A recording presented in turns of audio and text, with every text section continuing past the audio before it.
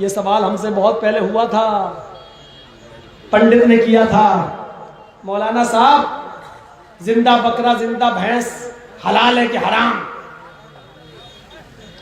मैंने कहा कि हलाल। हंसने लगा। मैंने कहा क्यों, क्या हुआ? मैंने कहा क्या हुआ?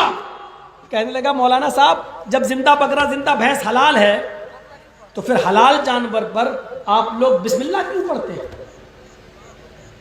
ऐसी काटो और खा लो। फंसा दिया उसने हमें। मैंने कहा बिस्मिल्लाह इसलिए पढ़ते हैं कि बगैर बिस्मिल्लाह के वो हराम है। तो फिर एकदम फंसाया। क्या कहता, अभी तो आपने कहा था जिंदा बकरा जिंदा भैंस हलाल है, अब आप कह रहे हैं बगैर बिस्मिल्लाह के हराम है। तो इसका मतलब यह है कि उस पर बिस्मिल्लाह अल्लाहू अकबर पढ़ेंगे तो फिर हलाल होगा ना? हमने कहा हाँ। इससे पहले क्या था? मैंने कहा यार ये तो और फंसा लिया, ये तो बड़ा लग रहा पढ़ा लिखा। लेकिन मेरी खोपड़ी ने काम किया। मैंने कहा हाँ ये कहाँ ला रहा है?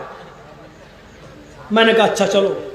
अब मैं आया, मैंने कहा हाँ पंडित जी अब बोलो। मेरी खोपड़ी काम कर गई।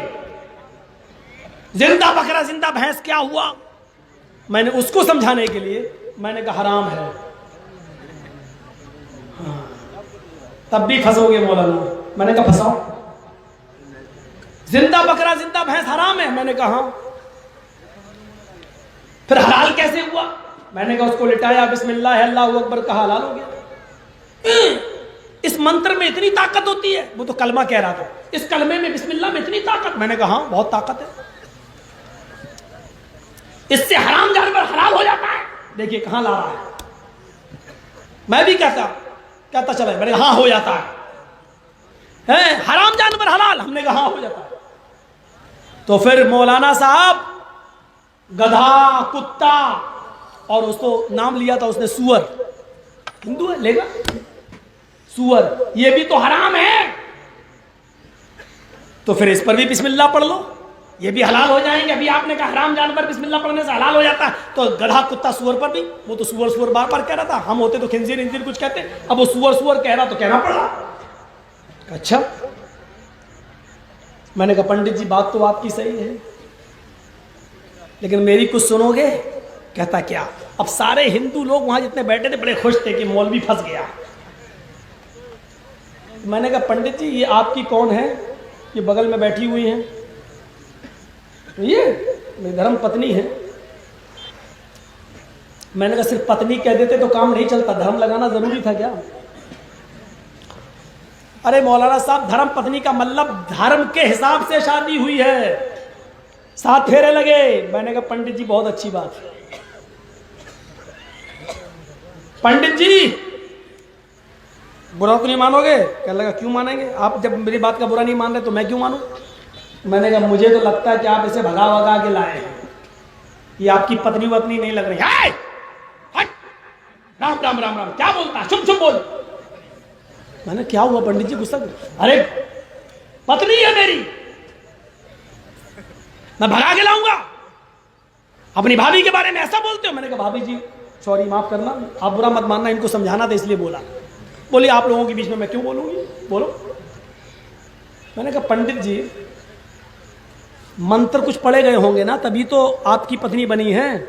कहां मंत्र पढ़े गए थे? मैंने कहा ओम भूर्भुवः स्वाहा, ओम मंगलम स्वाहा, ओम देवस्य स्वाहा, ओम कुरु कुरु स्वाहा, ये सब पढ़ा गया है? चेहरा देखा तो हाँ ये सब पढ़ा गया। 7 फेरे लगे थे। हाँ।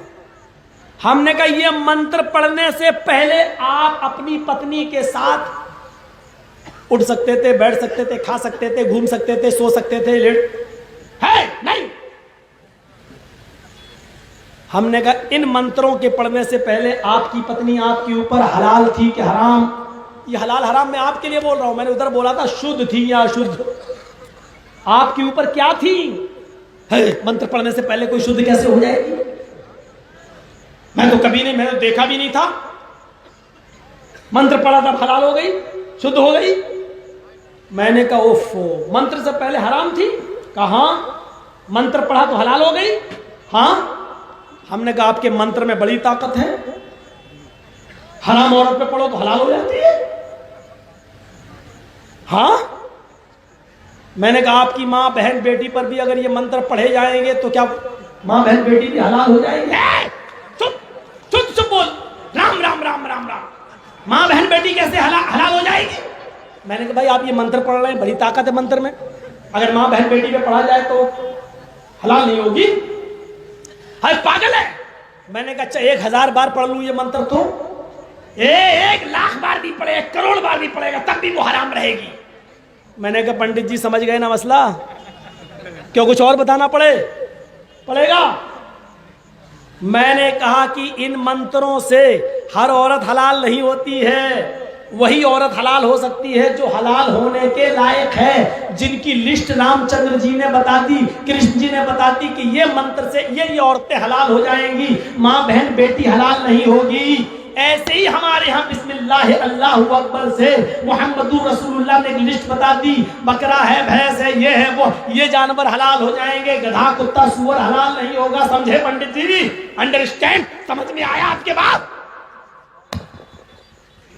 कैसे महाराज बड़े बड़े मौलवियों से पूछा, हम जानकारी चाहते थे। अब वो भाभी बोली पंडित जी की पंडिताइन बहुत पूछ चलाते हैं, सबसे बोलते हैं ले चल बैठी उसकी ऊपर। अब वो पंडित जो है उसकी घरवाली बेचारी रास्ते भर पूरी सब्जी खिलाती हुई लाई हमें। है आप तो भगवान है। हमने पंडित जी को कोई मानते ही नहीं था किसी की, आपकी बात मान लिया, आपकी बात मान लिया। फिर दूसरी बातें चली तो सर्वभक्षो मतो मम, हिंदू धर्म की किताब में कहा सब कुछ खाओ, जो भी हिंदू आपसे कहे कि मीट सब बराबर, गाय भैंस का खा लेते हो, गधे का भी खाओ, कुत्ते का भी खाओ, आप उससे एक ही सवाल करिएगा बस, पेशाब सब बराबर, गाय का पी लेते हो, कुतिया का पी के दिखाओ, सुअर का पी के दिखाओ, जाओ देखो क्या जवाब देता है। ऐसी तिलमिलाएगा, भागेगा वो है। और हिंदू भाई तो मुकदमा वैसे ही हार गए यहां पर इस स्टेज पर। जितने जानवर मुसलमान खाते हैं उतने ही जानवरों का हिंदू दूध भी पीता है। और एक बात बता तू, जो जानवर मुसलमान नहीं खाता हिंदू उसका दूध भी नहीं पीता। भाई हमारे यहां जो जानवर हलाल है हम उसका दूध भी हलाल समझ के पीते हैं, जो जानवर हराम है उसका गोश्त भी हराम, दूध भी हराम। हिंदू धर्म में तो जब सारे जानवर हराम हैं तो दूध कैसे हलाल हो गया? पहली बात। दूसरी बात, उन्हीं जानवरों का दूध तुम क्यों पीते हो जो हम खाते हैं? मसलन मुसलमानों में भैंस हलाल है, हम उसका दूध पीते हैं, तुम भी भैंस का दूध पीते हो। हमारे यहां गाय हलाल है, लेकिन चलिए आपकी मां है, हम मुसलमानों से भी गुजारिश करेंगे किसी की धार्मिक भावनाओं को मत भड़काओ, अच्छी बात है, लेकिन दूध भी हम उसका पीते हैं, आप भी उसका दूध पीते हो। हम बकरी खाते हैं, उसका दूध पीते हैं, तुम भी उसका दूध पीते हो। सवाल यह है कि हम कुत्ता नहीं खाते, कुतिया नहीं खाते। किसी हिंदू को कुतिया का दूध पीते हुए देखा है? हम सुअर नहीं खाते, किसी सुअरी का दूध पीते हुए देखा है? सवाल यह है कि जो जानवर हम नहीं खाते तुम उसका दूध भी नहीं पीते, ऐसा क्यों? यहीं पर तुम कमजोर हो, मुकदमा यहीं पर हार गए। तो मेरे प्यारे साथियों, बुनियादी तौर पर मैंने ये चंद बातें आपके सामने रखी। मुस्लिम नियो संस्कार, सब कुछ खाएंगे, सर्वभक्षो मतो मम, सब कुछ खाएंगे, लेकिन हर जानवर नहीं, वही जानवर जिस पर वो कौल